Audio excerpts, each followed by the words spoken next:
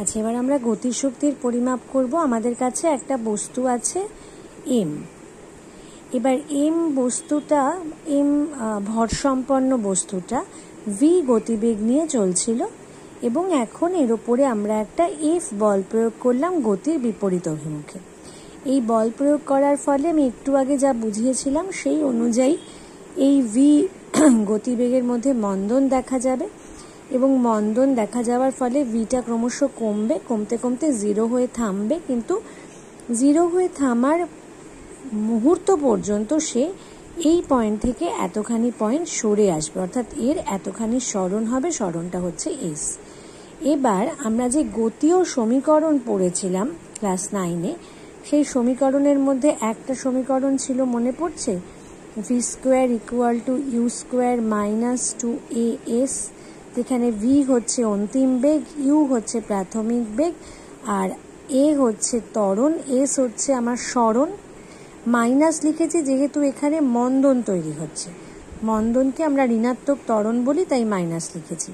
এখানে ভালো করে একটু বোঝো, এখানে বাঁ দিকে যেটা আছে সেটা অন্তিম বেগ, তা আমার অন্তিম বেগ 0, তাই আমি এটা এখানে 0 লিখেছি।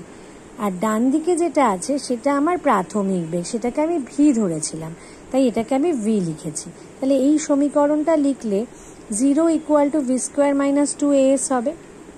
এখান থেকে আমি যদি 2sকে আর ভি স্কোয়ারকে দুটো সাইডে নিয়ে যাই, তাহলে V square equal two 2as হচ্ছে।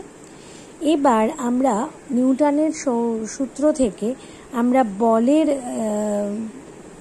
ফর্মুলা জানি।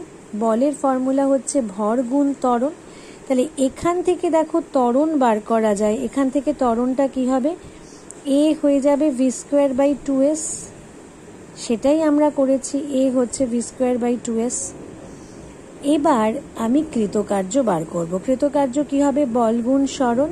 তাহলে এইটা আমার বল, সেটা গুণ সরণ করলে সরণ সরণ কেটে গেল, কেটে গিয়ে এই কৃতকার্য কত হলো? এম ভি স্কোয়ার বাই 2, যেটাকে আমি লিখতে পারি হাফ এম ভি স্কোয়ার। এই যে ডাব্লিউটা, এই ডাব্লিউটাই কিন্তু বেসিক্যালি আমার গতিশক্তি, কারণ গতিশক্তি ছিল বলেই বল প্রয়োগ করার পরেও সে বলের বিরুদ্ধে সরণ ঘটিয়ে এই কার্যটা করতে পেরেছে।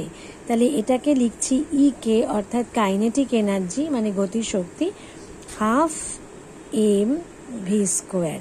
তাহলে কোনো বস্তু যদি এম ভর সম্পন্ন হয় এবং সে ভি গতিবেগ নিয়ে গতিশীল হয়, তাহলে তার গতিশক্তির কতটা হবে? না, হাফ এম ভি স্কোয়ার।